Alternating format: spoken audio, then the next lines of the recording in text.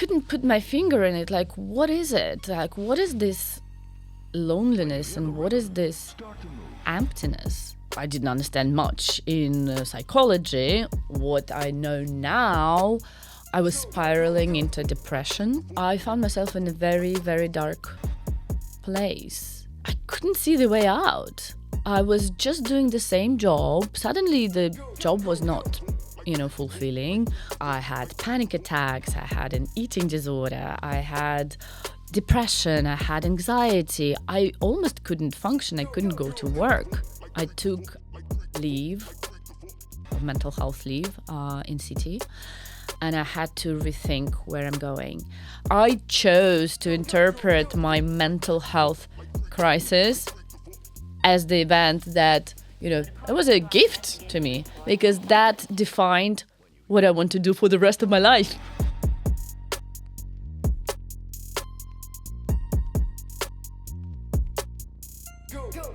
Hi everyone, my name is Varya and this is Shameless Careers, a podcast that helps high-achieving professionals redefine success on their own terms and build careers they truly love. On this podcast, I spotlight a wide range of career journeys, from those who stay within their industry but shift their mindset, to those who take bold leaps into entirely new paths. And today's story definitely sits on the bold end of that spectrum. This story is about walking away from a prestigious, high-paying and stable career to pursue something more meaningful.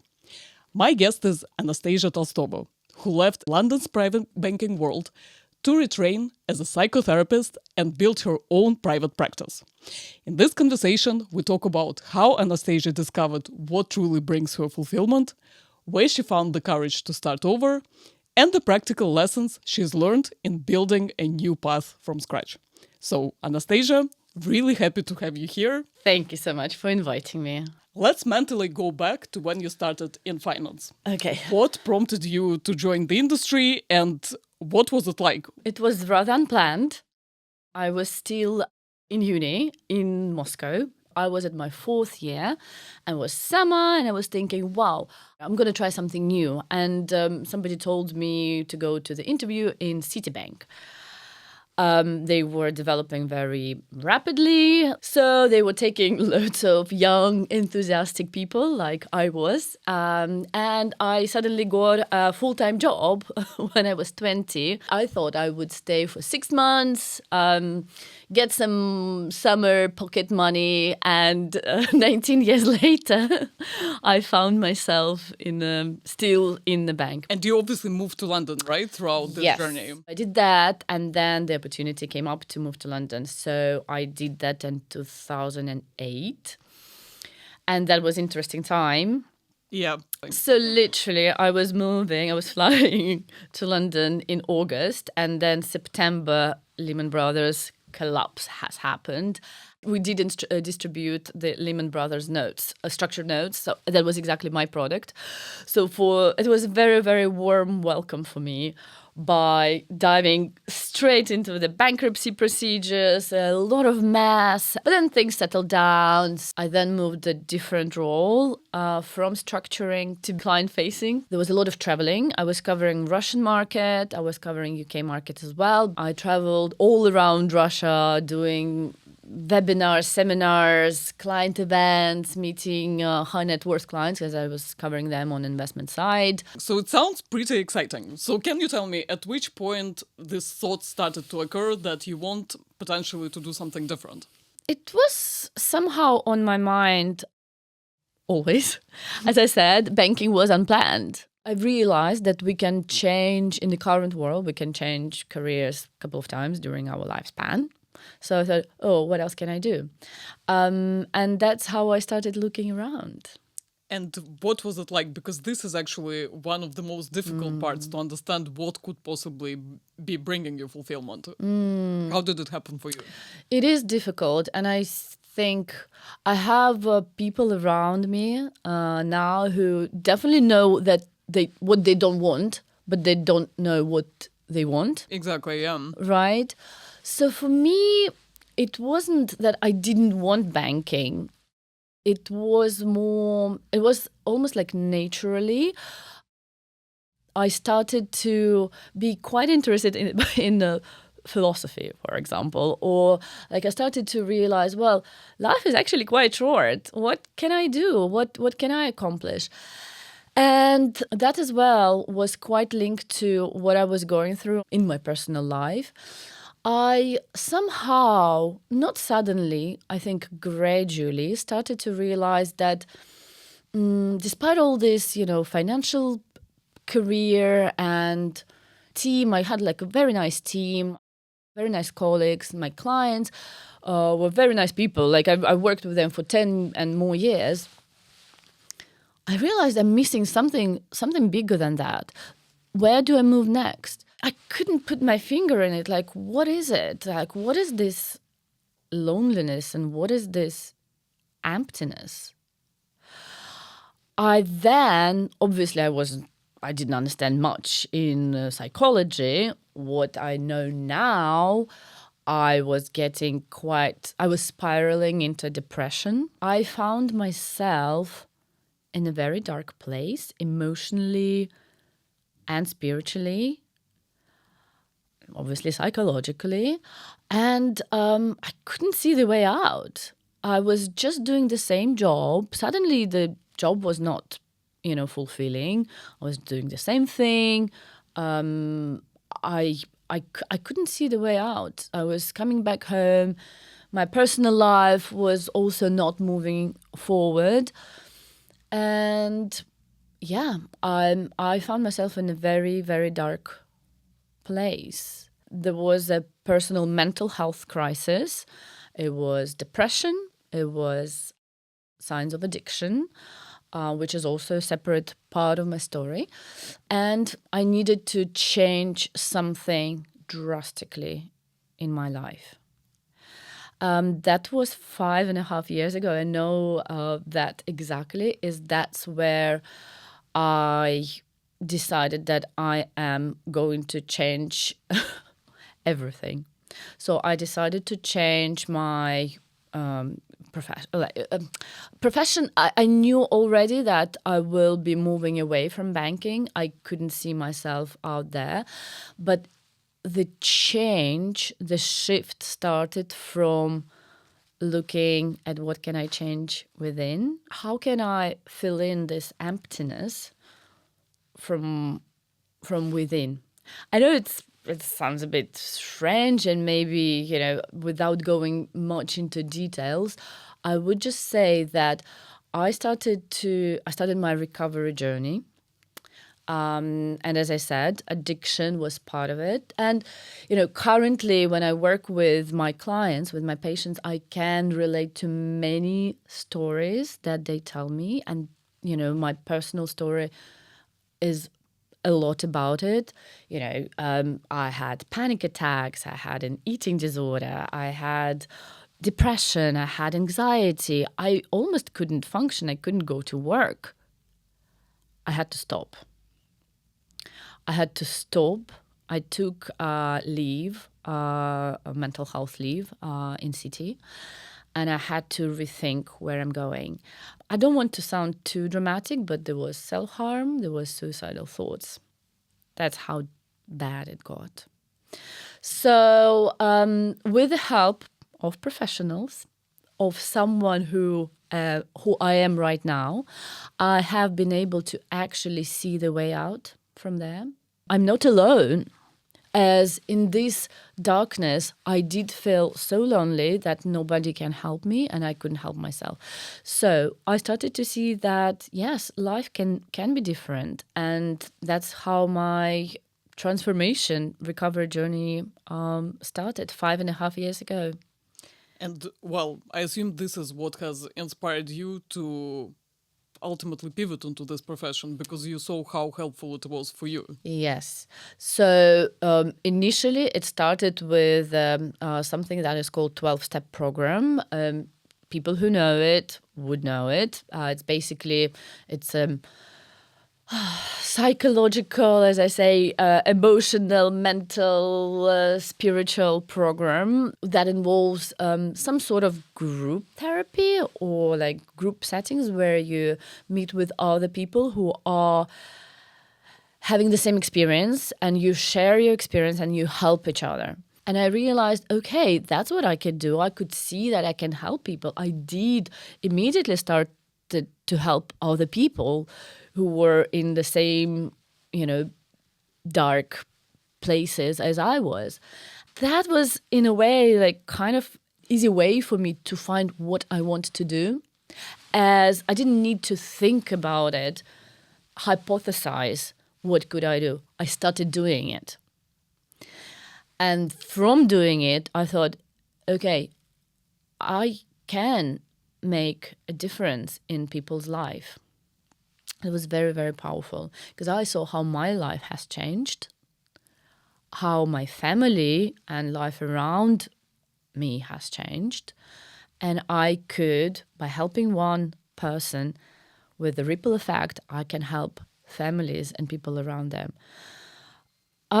It's very emotional sometimes when I think about it. Like, I feel quite emotional right now, remembering those times. But that's basically how it started. And can you tell me more about how it felt when you started helping people?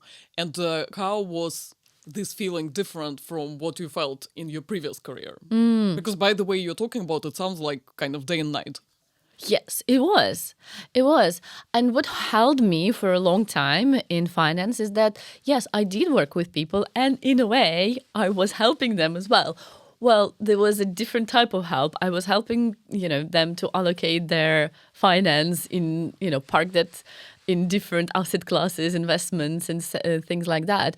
Now, and I sort of knew they were helpful, they were thankful, that brought them an income. They were very happy to come back if the markets were okay, etc. Now, when I saw how that is different, working with people when they are in real danger, it's life and death situation. If we're talking about addiction, the suicide, the self-harm, and, the death rates are incredibly high in that area. So, and when I saw that I can actually, make a difference by my presence, by telling my story, by sharing my experience, and tell them that there is help out there, as they didn't know, like I didn't know. That is until today, until this day, it's the main driver for me. Can you remember this time when you were in the middle of the two careers? Yes. Because right now it sounds like it was almost like a switch that that has flipped. You have seen the impact of this profession on you, and you saw how you can contribute by helping others. Was it literally like, okay, now I'm doing this, or was there any hesitation, any doubts, any considerations, any fears around this move? Obviously, there were fears. And the main fear was the financial fear. I've been in the bank by then for 18 years. Almost like there's no risk in getting my salary. And I knew that's coming. It's just happening. So I was fearful of losing it. I was quite lucky, and that also been sort of a big deal. The department where I used to work was closing down, this wealth management. And I was just informed that, luckily, I was going to be made redundant. I got a nice package for all those years that I worked in City. So that has been my, financial pillow. But mentally, there was no hesitation. I knew I'm not going to stay. And as well, I was thinking, what do I want to do for the rest of my life? In 10 years, in 20 years, who I am. So I really do not remember hesitation right now. And we obviously are going to touch upon all the complexities and difficulties of building out your new career, new practice from scratch. Was there any point where you were thinking, oh, okay, maybe I should go back and apply for a finance job? No. You're listening very attentively when I was asking the question. I was like, oh, it would be a tricky question. No. Honestly, not once. I think about today, and today's good. I have the roof above my head. I have my beautiful daughter. I have a healthy me. I have things that I'm grateful for them today. And of course, I do have plans, but I don't need to think about, in 1 year time, 5 years time, because I would not know how things will evolve. There is so much uncertainty, and I choose not to waste my time today on thinking and worrying about that. And if I do the right thing today, things potentially will work out for me. So currently I work in CBT as the modality in psychotherapy. It's cognitive behavioral therapy. And we talk a lot about like reframing and how you actually have a choice to see and interpret events in your own way. So like I chose to interpret my mental health crisis as the event that, it was a gift to me because that defined what I want to do for the rest of my life. So for some people, you could say like, oh my God, why did I have that? Like, why this happened to me?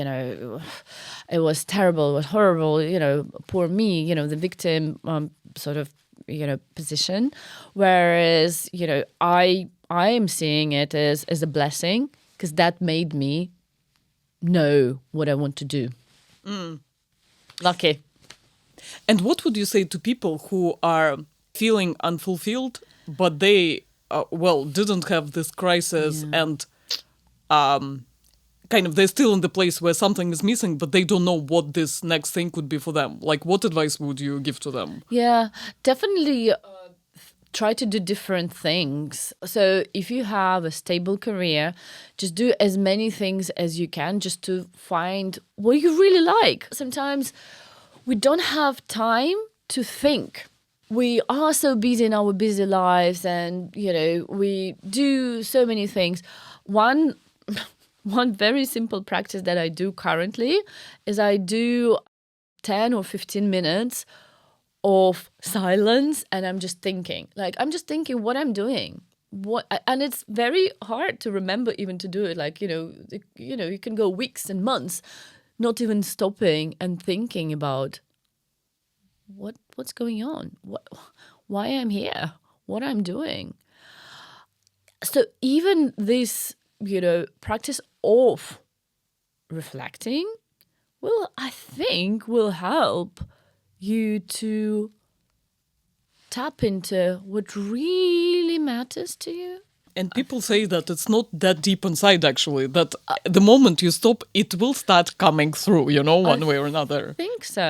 I think so. Yeah, and you don't need to go through big crisis. I mean, I was lucky. But so the crisis could be like a deep like mine, or it could be gradual. You definitely are probably going through something, but just more gradual. So yeah, stop and think. Keep stopping every day. Let's go now immerse ourselves into your life right now.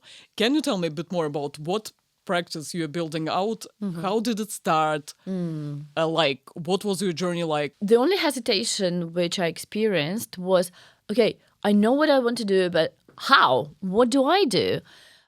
There's 1,563 ways of becoming a psychotherapist or a mental health professional in this country.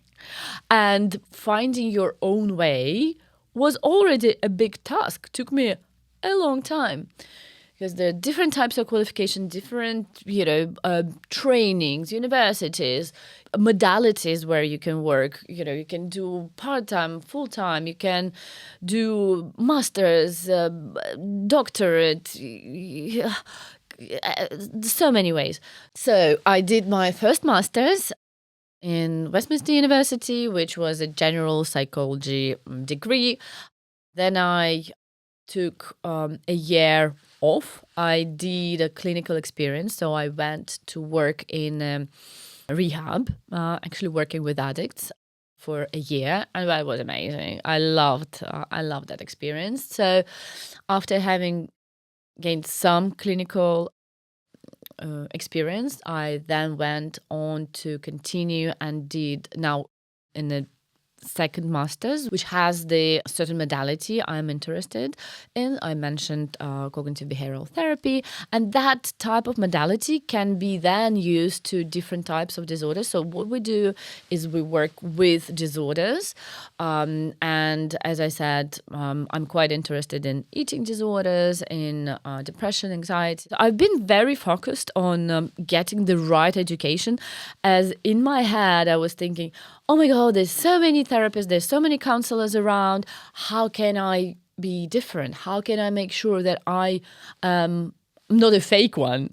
So I did put a lot of effort in getting the right training. Can you tell me, as you're going through this journey, how does it feel day to day? Obviously, what do you feel right now from being where you are at the moment? What do you feel about your past life? Obviously, very different life right now, and I'm loving it.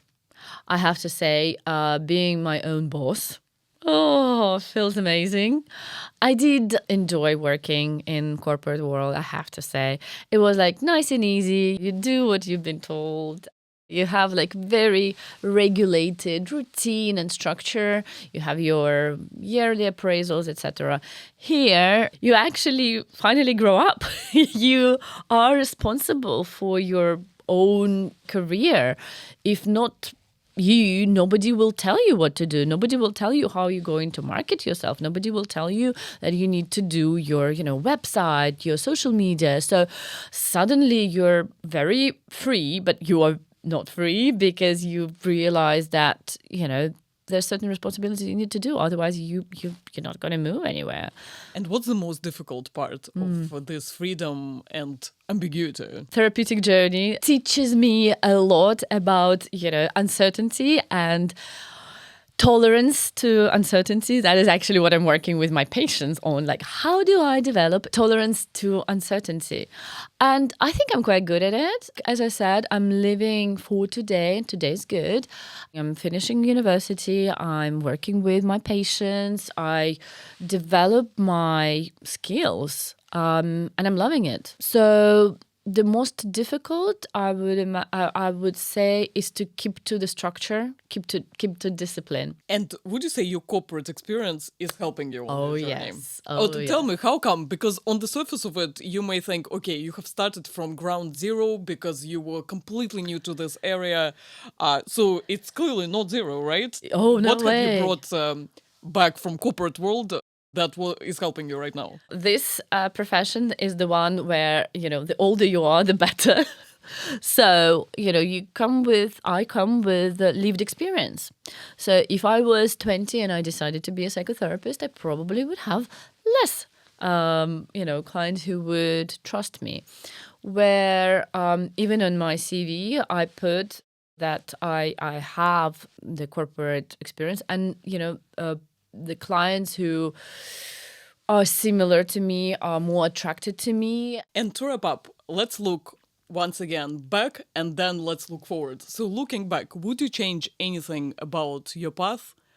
For example, would you have said, I wish after university I pursued this path straight away? Or was there anything that you would do differently being from where you are right now? Nope. No, I really loved my my career in banking. I enjoyed it. I was 20, so that was from 20 to 39, where the time I spent in banking, it was a good time. It was also good banking, financial time, where markets were exciting, where London private banking was very exciting. We had lots of fun. No point of changing anything, no. And looking forward, so what career advice would you give to your daughter when she chooses her profession? Good. Obviously very difficult. And, there's a very fine line, even in my therapeutic approach, about giving advice and asking what we call Socratic questioning, is that you lead a person to find out what they really want by questioning them. So I'm generally trying not to give advice. So I would more like elicit, what do you really want? So by, understanding yourself better, by trying different things, you would know what you want. Anastasia, thank you so much for the conversation. I really enjoyed it. And Me best of too. luck building out your practice. Thank you so much for inviting me.